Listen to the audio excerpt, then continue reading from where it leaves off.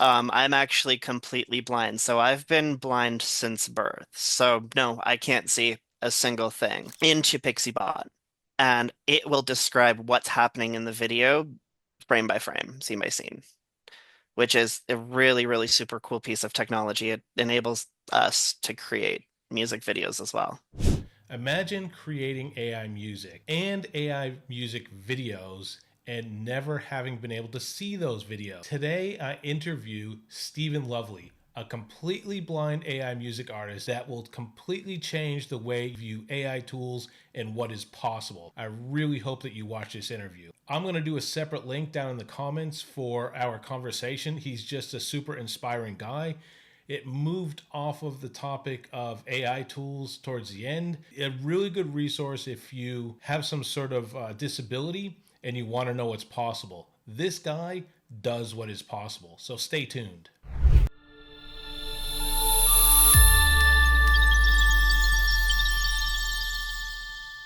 And One Stephen, maybe work in you my just want to face. talk a little bit about yourself and why this is a really cool interview. Yeah, so first and foremost, Matt, I want to thank you so much for having me on your show. It's absolutely incredible. The things that you're doing for the AI music community is just phenomenal. For folks that don't know, I'm actually completely blind. So I've been blind since birth. So no, I can't see a single thing.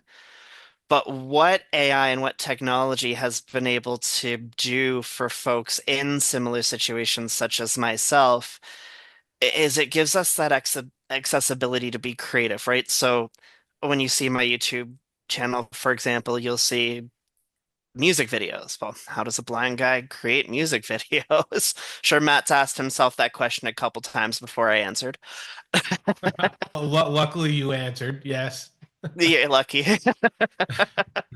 But what happens is once I create a song, once it's fully finished, and then I want to go and create a music video for it, I use a program called Kyber. It really does all the heavy lifting for me. All I have to do is kind of just pick the photos that I wanted to use as a reference point. And then, well, how do I see the photos, right? So there's an app out there called Be My Eyes. So it's an app where you can connect to volunteers and they can describe your surroundings, but it also has an AI portion of it as well, where you can upload a photo and it will describe that image in detail. And you can also ask it more and more questions about that photo. So I'm able to go through it that way and select each photo. Once that video has been rendered, which takes about a couple hours, I will be able to download it and then run it through a really, really cool app called PixieBot.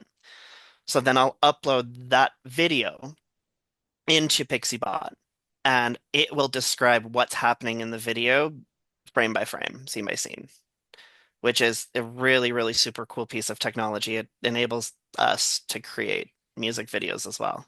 So I actually didn't hear, but that's actually cool. So let me just ask you because one of the things I've noticed is like people can put like a whole week into a video. Like I talk to other people, they spend a ton of time. The more time people put in, obviously the better. Probably like how Mm. long does it take you from start to finish to start a song, get through all that stuff with your apps, and then I guess publish that to YouTube? Like what would you estimate the amount of time for that?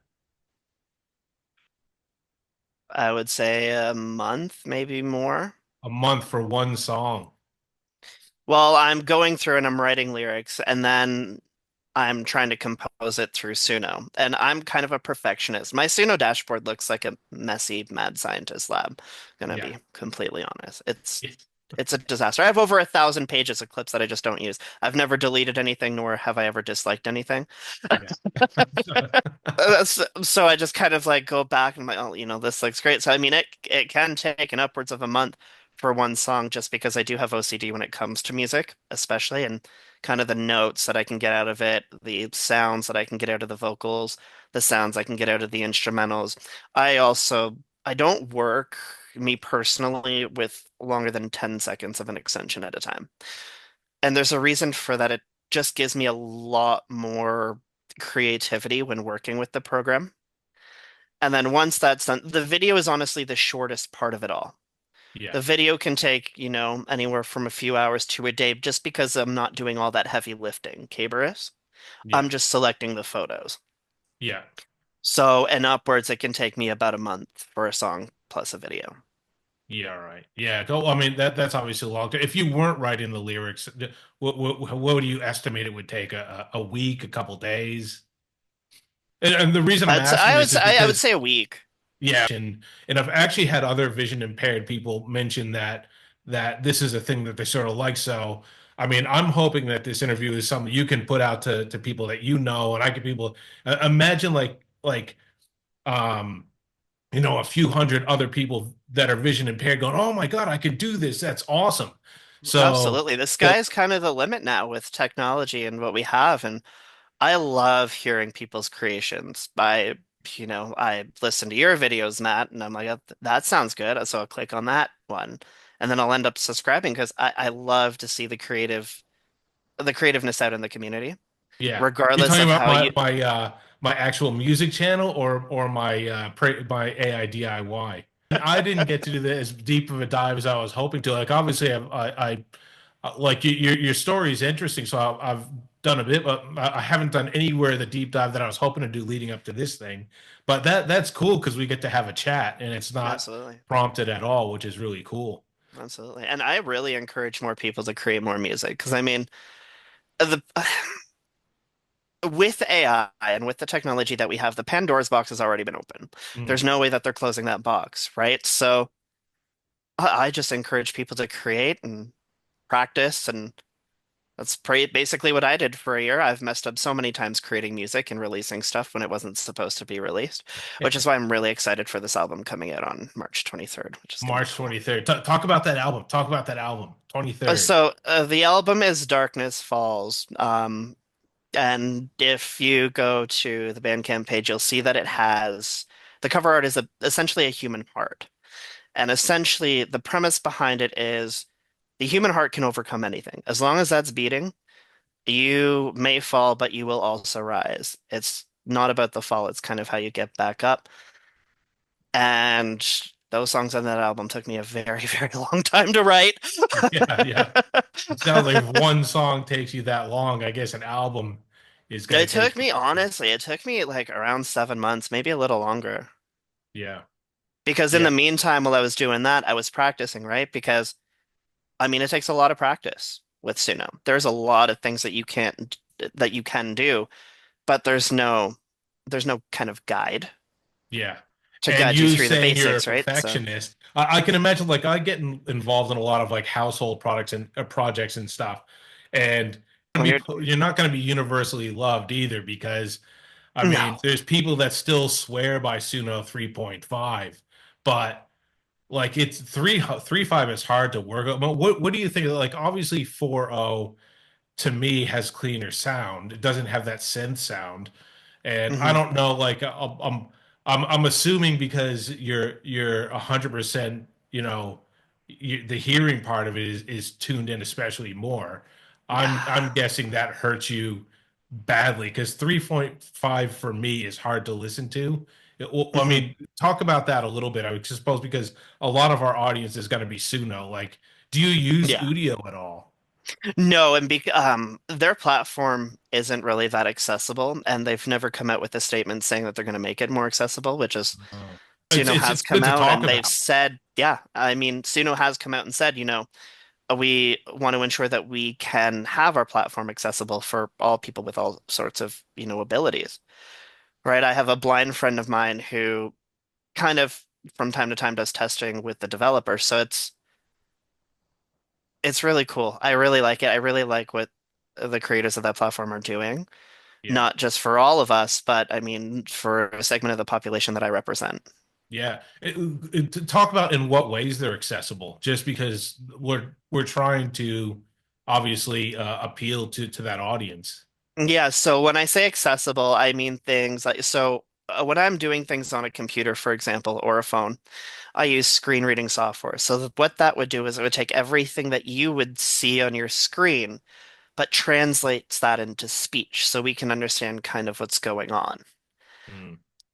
right? I mean, they have clearly labeled links. I mean, now with our text-to-speech software, we can get image descriptions as well while we're scrolling. they have been very dedicated to accessibility. Yeah. Not to mention, I feel like, and just kind of comparing the two, I feel like Suno and Udio, I've said this in a few groups before, but Mhm. it's kind of their own genre or their own subsegment of a genre. Yeah. No, I agree. Like sometimes I think as times goes on, it's going to be Apple versus Mac when it's Uno Mm, versus. I think it's going to be a very, very similar thing. Like Udio, for example. Like when I get submissions to through my website for songs, people hmm. who can use Udio get really good results. Yeah. I've mentioned this a few times too. I struggle with Udio. Like I just struggle. So I suppose like yeah, those two different groups are going to exist because there's the people that can put in have gotten it, and then there's the rest of us for whatever reason are just preferring Suno. Hmm. I think that also comes down to like a sound thing too, like kind of what your ears prefer, what kind of vocals you prefer. Udio has some really cool vocals. Yeah, Not gonna lie, I love some of the stuff that I've heard coming out of it. yeah, However, the niche that I kind of focus on, the niche that I prefer, what my ears really enjoy, is the sounds that I can create with Suno. yeah. Let me talk. Let's talk about your niches. Are you talking about like genres or like? Yeah, so the genre that I kind of stick with and that I've loved and that has kind of carried me through since I was a kid was the post-grunge slash alternative metal genre. Hmm, One of my biggest influences when it comes to kind of writing style is Breaking Benjamin. cool logo. So I've been listening to them since I was small. So that kind of sound resonates with me more. Yeah, excellent. Yeah. So like and that's the thing. Here's the creativity part to me too with AI music stuff, right? Is you get someone like you that can really enjoy doing that genre and you can really drill down in it. And you have someone like me or some other people like because I do satirical stuff, Hmm. I can basically drill and go like that particular genre doesn't work for the humor that I'm trying to do right now. Hmm. And it's just I think it's really cool that you can do whatever the hell you want to do, right? Yep. Like I can just if I have a song and I want to try 20 different genres and I like music in general, I can just do that. If you really like a genre, and you just really want to focus on that and be awesome in that genre, you can. These are some of these things. And I was talking Exactly. to some Oh no, I was saying exactly. I was agreeing with you. yeah, yeah, that's right. And there's so many things like like Yeah. vision impaired people. You've got your thing you can do. People with genres that can do the thing. People with different genres they can do what they want to do. Hmm. And the hope for this community is like there's going to be people out there that just can't be part of any community whatsoever, no matter what it is. But I'm Facts. finding like the supportive people, no matter what the genre and where they're from. Like I get people from Germany and like Canada and I'm in Australia and in the US, supportive people, no matter what the genre is, if we're just into this, we can just support each other for it. We can encourage each other. And there's people that like to see other people highlighted and hoping that they are. And Hmm. it's just really cool. So And let me eventually, ask what you. we do is going to become mainstream, right? Yeah. Right now, there's just I feel like there's a lot of folks out there who don't understand it yet. Mm, But I mean, that goes back to everything in human history. I mean, every time we've come up with something new, every time we yeah. come up with a new law or a new program or a new stuff, I mean, we have the tendency to repeat our behavior. So Mm, yeah. eventually, I mean, down the road here, it's going to be very normal. Like Hmm. as people notice like different groups that maybe I have a lot of people honestly that message me that say I've had all these ideas in my head for decades and I haven't been able to do anything with them and now this has enabled me to do it. So the Yep. more people that discover that this is there, like maybe it hasn't come up on their search and maybe people don't know that AI music exists, the more and more people that hits, the more people are going to be drawn to this community. And like you said, Yeah. it's just going to grow. We haven't even hit the surface yet. No, we just started. We've Yeah, barely scratched the surface. And for those folks who are sending those messages, I just say keep creating, keep putting your stuff out there. I yeah, mean, if you can finally put something out there that you've always wanted to put out there, that you've always wanted to say, absolutely go for it. Yeah, I agree. Let me just ask. So you said you've been out in a few different communities and other people like if people who are vision impaired want to, I guess, start doing this, like what are some suggestions for people that are seeing somehow they've stumbled onto this interview and they're like, oh, what's going on? Like I don't know how I'm going to keyword this or thumbnail it or whatever to attract people. You can help me with that. But it people are like, oh my God, this exists. Like how do they get started with this? Like, where do they even go? Well, just go sign up for a Suno account and start playing around. It's literally what I did. There was no tools in place when I started. I started back when Suno pretty well first came out, Okay. and that there was no guidelines, there was nothing. Yeah. But I would say just go in and start messing around with it, Yeah. So right? Because once Suno, you start messing around with it, you start learning. And then okay, once you so start learning, then you start building. And then once you start building, you can create something that's fantastic. so in those people, let's just quickly talk about what Suno is, because those people may not know what Suno is. It's Mm. so well, you go ahead and explain, I guess, what Suno is for the benefit of those people. Yeah, absolutely. So Suno is an AI music platform. So once you sign up, you create the account, you can start making music. You can put in a prompt, it can kind of spit you out a song just to kind of get the juices flowing. You can put in your own lyrics, your own styles. You can do different cross genres. I've heard some really cool, cinematic movie trailer rock genres. Like you can cross genre. So songs that you've always wanted to hear but are not out there, you can create those. Yeah. And how cool is that? And That's and phenomenal. and I suppose like you thinking, oh, I'm not musical at all. I've never touched on music. I'll tell you, like one of the what I do with my YouTube channel is I just try to encourage and promote other people's AI music or other people's music. And the spectrum is out there for people who almost never heard a song in their life. Is a little bit of an exaggeration, right through to people who were touring in the 70s with their bands, right? Mm. And what Steven's talking about is going in there and you could do these different things. You could literally go in there, prompt, alternative rock and create a song and it'll just do it and you can just go until you do. Or you can do what Steven does is write your own lyrics, drop those lyrics in and say this genre and create it. Or you can go to other AI platforms like ChatGPT, spend some time talking about what type of song you want to have, drop it into Suno, put the genre, and then listen to and then sort of pick whatever. And you can publish it or not. You can Yep. listen to it. It's a fantastic thing. There's so as you go on and you spend more time with it, you sort of love it because you can figure out the sky's the limit that I can do with these things. Yeah, absolutely. It's been incredible since I found it. I'm absolutely obsessed. Yeah, yeah, and it's cool. And like you were saying earlier, if people didn't click onto that, you've discovered ways that you can actually put video to it, which I thought was like this is what blew my mind, right? Like because I'm watching it and I'm going these videos that go to the music. I didn't quite understand that you're vision impaired because there's videos going like, how do you know? And look, now that we've gotten to this point, just again, just a little bit talk about that particular application that you use because we've gotten a sort of PixieBot. into context. What is it again? PixieBot. So essentially all you do with it, it's very, very simple, it's very, very straightforward. All you do is upload a video into it and it will describe the video to you.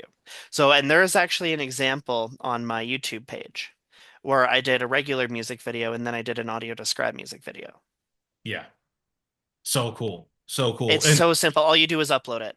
Yeah, and what I'm going to do is definitely link these things in the description below at the end of the video because I definitely want. What I'll do is I'll get the link to that album, so when it comes out, if people want to watch that album and this YouTube video, people be watching this YouTube video to the end of time. I know it, so it'll always be there. You'll We always be able appreciate to you, Matt. find it. But yeah, you can always go to, Yeah, but yeah, there is a release.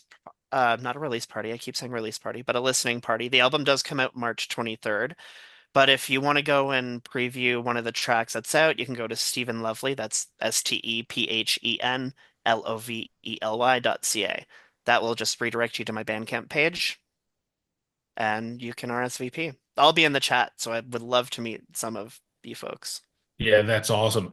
But we'll start winding it down here because as I said, like I was just scrambling to get this done at the last second, and I've gone, oh, I don't want to